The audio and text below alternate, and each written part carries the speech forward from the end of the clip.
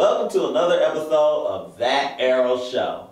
Tonight's episode, The Dragon. Cisco the Dragon? Unleash the Dragon. Puff the Magic Dragon? Unleash the Dragon. Blue Eyes White Dragon? Unleash the Dragon. Spyro the Dragon. Unleash the Dragon. Enter the Dragon?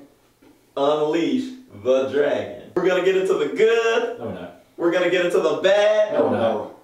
And we're gonna get into the laurels. Alright. Alright, now it's time for the laurels. So, who wants to kick this off? You do a summary. Oh, a summary. Richard Dragon sucked. Okay, let's get into the laurel. Do y'all want a summary for real? No. Okay. It's so many things wrong. Like, my thing is, if you guys wanted to skip an episode, you could have just took a week off. Exactly. We wouldn't have blamed y'all. Exactly. We could have went. We could have took a bye. Let me go on. Okay, this episode was supposed to make us care about Richard Dragon and see why he was a badass. But all I saw was a petty bitch. King Petty, if you will. Exactly. Petty Pendergrass. I'm Senior Petty. Look, we knew he was trash since he came on the scene. But now we he's knew it. But now he's garbage. We knew he was trash from the moment he came onto the scene. But this episode literally made it the epitome, like it literally capped off why he is garbage. So put the stamp certified seal on his garbage approval. Exactly. One of the most frustrating, like, that made me just want to not watch the rest of the season, like, fuck it, was the fact that the whole objective was for him to get back at his kids, at his kid bully. And I was like, are you serious? No. This is what this was about? What was worse for me is this entire episode, because they knew they did a garbage job of setting this character up, was all tell and no show about why Richard Dragon, why he's a badass, and why he does the thing he does. There were literally, from the start of a commercial break to the end of a commercial break, was entirely him and another piece of trash sitting in the car talking. The name of this That was entertainment. The name of this episode should have been The Arrow Presents Beavis and Butthead Do Absolutely Nothing. So you pretty much pointed out what my lore was, and that was it was fucking boring.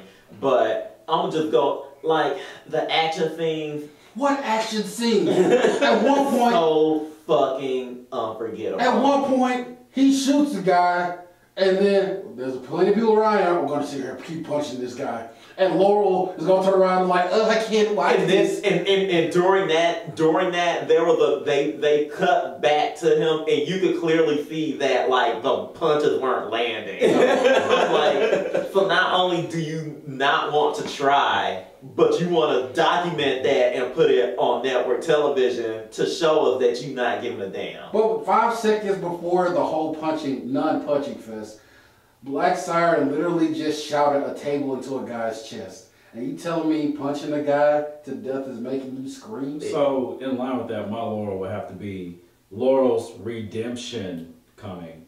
She made faces this episode. It was weird, and it was so conflicting too. She literally could have stopped him at any time if she really wanted to, and you know, him cutting the guy's face and him beating That was people. so weak. But this was, I'm talking about the tails Well, here. I mean, we've already established that Diaz and his henchmen are proficient at tickle torture, so yeah. of course it affected this lame ass. But I'm sorry I interrupted because you just reminded me of another Laurel. But let's get back to you, and you can come back to me. It would be Laurel's redemption overall. Her turning her head is supposed to give us cues that she's becoming more redeemed.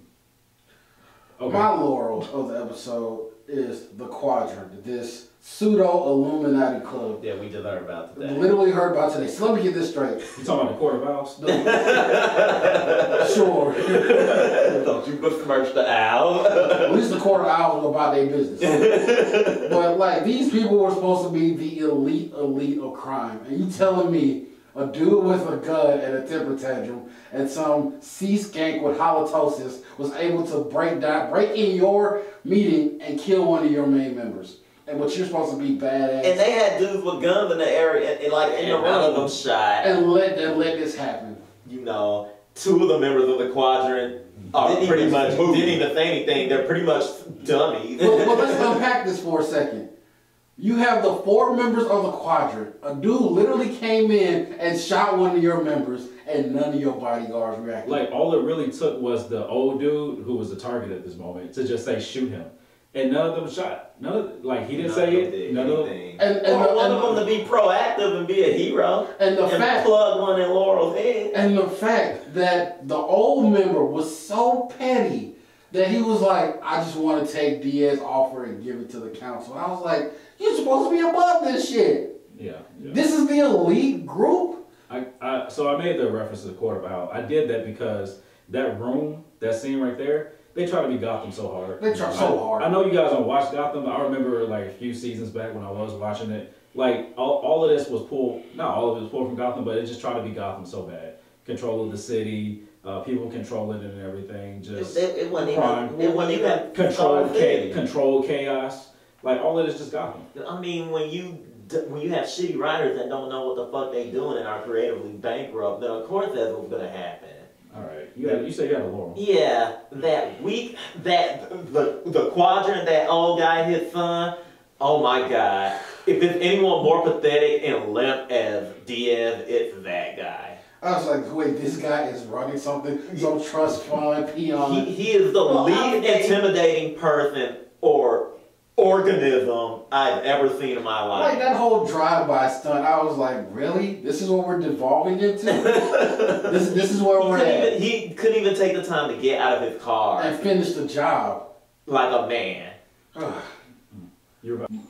Okay, my Laurel is the whole Felicity and Curtis relationship. Because I hate the fact, okay, we did all this growth with Curtis. Just to do a full step hustle backwards to take him back to square fucking one.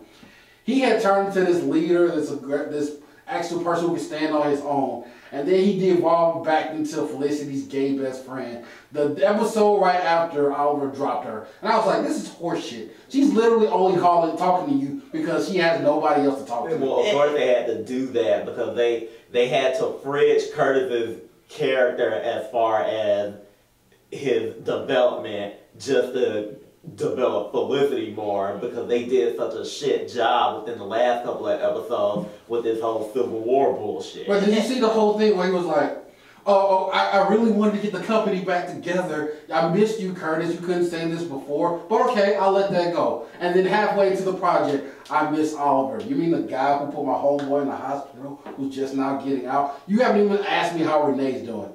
You haven't even asked that question. They never do. You haven't asked how his daughter's doing. But you want me to sit here and listen to you bitch because Oliver kicked you out of the club. Well, in addendum to that, the development was so stupid because you expect me to believe that this woman who is married to a superhero, and they haven't been married for 5 years, but for 5 years, she's been doing all this superhero shit. And now this one time that she's not in a room, she's super worried about him to the point where, oh my God, I need to check on him. Like, no, I would think that she would have sturdier stuff than that. This was just padding. It was padding because the fucking dragon shit was weak. And they didn't have anything. And you knew they didn't have anything because everything with him and Laurel was one long scene in a room. A shot, B shot, C shot where we're sitting together, a little bit of shit action, and then someone cries, My thing is this. There was a piece of this. Fucking garbage, man. God. I understand. But that was one of the... This was garbage. Hold on. In one of the 15 Diaz montages, he goes, there's this dragon in me. And sometimes I don't know how to control it. And I'm like, what the fuck is going on? Like, he's like, it builds, and I have to keep it down. Like, he tried so hard to be intimidating, and this shit is not working. You know why I'm pissed? You know who was a fully developed villain? Prometheus. Prometheus was fully developed, he showed, he didn't tell, and you knew what Prometheus was off the gate. No, but hold on. Let's go back to this. He was a fully developed character. Then we get this asshole. They don't know what he wants to be. They don't know what they want this character to be. He's either this intimidating crime boss, or this guy sneaking in the shadows that's such a genius that he orchestrated everything, or a guy that just wants to belong, or I guess a martial arts master, because they have this affinity to put him in cage matches, but his martial arts is, what the fuck are you doing with this villain? Well, here's this, I don't care, because all that is undermined by the fact that he waited 30 years to go back and beat up the guy who used to beat him up as a kid. You were 7 years old. Get the fuck over it. That dude even remember him too. This kid was in the system too. He was like, the kid had to be like, what, 16, 17 years old. So you know he wasn't going to get adopted by anybody. He's going to be thrown in the system. Mm-hmm. It's a miracle that he made it to a family and kids anyway. So that should have been a survival story in itself. This petty bitch almost 30 years angry masturbating with a plastic bag over his head like, I can't wait. When I get old enough, I can't wait. Look, I have two things on this. One, I had rap beef when I was 7. You know what happened? I still got over it. I still don't even talk to the guy wherever he is. I don't know who. I kind of forgot his name. I put it out of my mind. Hope he grew up to be a better person. Oh well, it happened. Second thing, you know who did this better? Tobias Whale. It took all of 5 seconds for him to go back and get rid of the person who was holding him back, holding his emotional state back, and they dealt with that, and he moved on, and he became crime boss of Freeland. But see, here's the difference between the Tobias Whale thing and the Diaz thing, and what makes one trash and the other one really good. The person that was holding Tobias Whale back from a mental standpoint was a father figure for him. He was abusive to him and whatnot. This 16-year-old kid was another trouble kid who was probably doing that because he was probably getting his ass beat from foster home to foster home, probably was molested a couple of times, but no, this was the thing that was holding Diaz back. Cause he burnt the picture? Fuck you!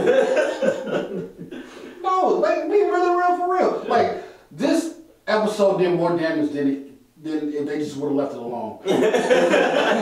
Like, seriously, had they just skipped a week, like, this episode completely, I don't know what they were trying to do, but they fucked it up hard. And the damning part about this is the fact that we only got that one flashback. If they had shown any other, that's what you should have padded out this boring ass episode with. Him training, him going through like all these special ops, or show us this abuse that this kid put on you that was so devastating that it was Tobias Whale level. I gotta get this motherfucker back. Oh well. And then like there's other stupid ass mini shit like Laura and that fuck ass wig she had on. Like, what was they doing? What was the necessity of that? Like, if he controls Star City, he controls everything. Why does she need a wig? They weren't even in Star City. Okay, my bad. We scratched that then. But that's what's so fucking stupid. Motherfuckers know you in Star City. You at the Bloodhaven. And then when they got back, this is why it's so fucking stupid. When they got back to Star City and he took Timmy or Jesse, whatever that boy's name is, she had her regular blonde shit, and she was like, and dude, Diaz said her name in front of him, and she was like, no one's supposed to know that Laurel is working with the crime boss. I was like, bitch, you knew when? No, you should have said, bitch, you knew he was gonna kill you. What the fuck he came here for? I brought this stranger to the room just to show you I beat him up. And say your name in front of him. Like, but still, like... While they sit in the car and throw gross sex looks at each other. but what I'm pissed off about is we bring up this concept that Laura wears a wig, but in other towns, and she still hangs out with this motherfucking Star City in her regular shit. Like, you're not hiding it. The fuck was that about?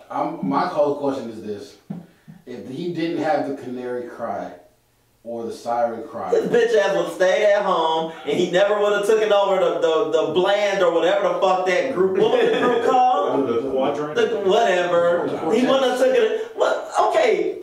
The 4 heartbeats. Wow. You said the quadrant, and that makes Diaz's like little bitch fit even more stupid. You want to join a group called the Quadrant, and it's 4 of them already. Talking about you want to sit at the table. It's not 5, bitch. It's 4. The fuck did you think was gonna happen? I think I'm stepping out for the rest of this review. This was so stupid. thank you guys for joining us for this horrible ass episode. But you know, at the end of a shit rainbow, there is a light.